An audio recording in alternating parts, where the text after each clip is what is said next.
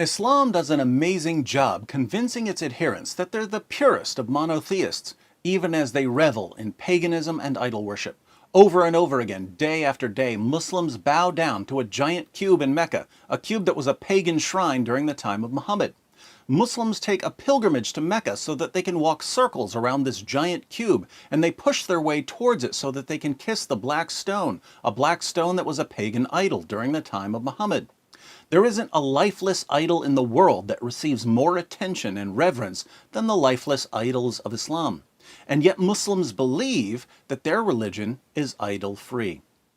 Even more interesting is what happens when Muslims pray towards their lifeless cube. They pray to Muhammad. Now, Muslims will erupt in protest here, but this only proves my point. They talk to Muhammad during their prayers and never bother to think about what they're saying. Let me explain.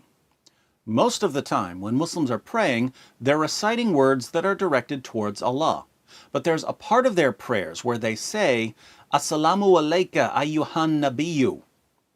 Here's an example from a Muslim video explaining how to perform salah, Islamic prayer and worship. Assalamu alayka ayyuhan nabiyyu. Why is this important?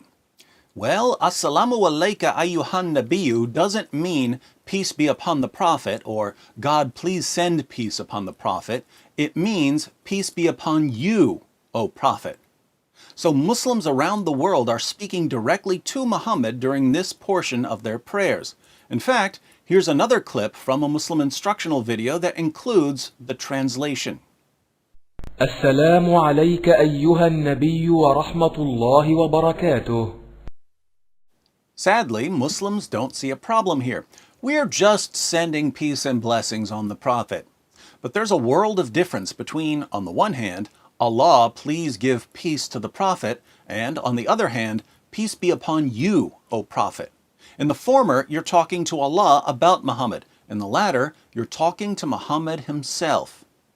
If I say, God, please bless Grandma, I'm talking to God about my grandma. But if I say, bless you, Grandma, my grandma had better be in the room because I'm talking to her. So Muslims speak directly to Muhammad during their prayers. They therefore assume that Muhammad can hear them because it only makes sense to speak directly to Muhammad if he can hear what they're saying. But if Muslims around the world, over and over again, day after day, talk to Muhammad during their prayers, what attribute would Muhammad need to have in order to hear them? Omnipresence. And that's a divine attribute. So why would Muslims, who are supposed to be extremely careful about associating partners with Allah, talk to Muhammad during their prayers and ascribe a divine attribute to their prophet? They do it because Muhammad told them to. Sahih al-Bukhari, 831. Narrated Shaqiq bin Salama.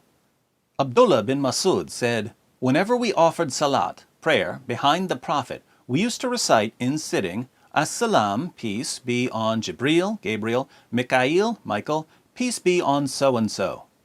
Once Allah's messenger, after finishing the salat, prayer, looked back at us and said, Allah himself is As-salam, peace, and if any one of you prays, then he should say, At-tahiyyatu lillahi wa salawatu wa tayyibatu. As-salamu alayka, ayyuhan nabiyyu wa rahmatullahi wa barakatuhu. As-salamu alayna wa alla ibadillah is-salihin. All the compliments, prayers, and good things are due to Allah. Peace be on you, O Prophet, and Allah's mercy and blessings be on you. Peace be on us and on the true pious slaves of Allah. If you say that, it will be for all the slaves in the heaven and the earth. Notice Muhammad proclaims, if any one of you prays, he should say, and then one of the things Muhammad commands Muslims to say is, Assalamu alayka ayyuhan nabiyyu wa rahmatullahi wa barakatuhu. Peace be on you, O Prophet, and Allah's mercy and blessings be on you.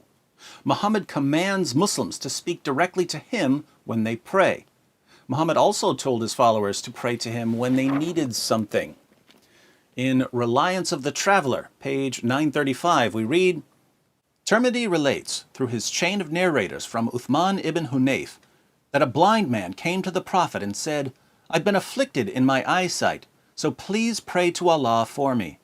The Prophet said, "Go make ablution, wudu, perform 2 rakahs of prayer, and then say, 'O Allah, I ask you and turn to you through my Prophet Muhammad, the Prophet of mercy. O Muhammad,'" speaking to Muhammad here, "I seek your intercession with my Lord for the return of my eyesight." And in another version, "for my need that it may be fulfilled. O Allah, grant him intercession for me." The Prophet added, "And if there is some need, do the same." So a blind man comes to Muhammad and asks him for prayer, but Muhammad tells him to go pray, and Muhammad gives him the words to pray. What does Muhammad tell him to say in his prayer? "O Allah, I ask you and turn to you through my Prophet Muhammad, the Prophet of mercy. O Muhammad, I seek your intercession with my Lord for the return of my eyesight." He was commanded to pray to both Allah and Muhammad. And Muhammad adds, "And if there is some need, do the same." If you have some need, do the same. Do what? Pray to both Allah and Muhammad. What do Muslims do today? They pray to both Allah and Muhammad while condemning everyone else for idolatry and paganism. Let's think about this. According to Islam, the worst possible sin is shirk, either associating partners with Allah or ascribing divine attributes to something other than Allah. Muslims do both multiple times per day, and there are 1.6 billion Muslims in the world. This means that Islam is the greatest source of shirk, idolatry, and paganism in history. Other religions have been polytheistic, but they haven't been as successful as Islam. So, who's responsible for Islam being the greatest source of shirk, idolatry, and paganism in history? Muhammad. He's the one who told his followers to pray facing a pagan shrine, and to kiss a pagan idol, and to talk to him again and again during their daily prayers, and to ascribe to him the divine attribute of omnipresence. But this means that Muhammad is responsible for more shirk than any other man in history. Now, according to Islam, not according to Judaism or Christianity, according to Islam, what should be the punishment for history's greatest proponent of shirk and idolatry? Surah 27, verse 90. "And whoever brings an evil deed, i.e. shirk, polytheism, disbelief in the oneness of Allah, and every evil sinful deed, they will be cast down, prone on their faces in the fire. And it will be said to them, 'Are you being recompensed for anything except what you used to do?'" As a general rule, if your prophet, according to your own book, is face down in hell, probably time for a new prophet.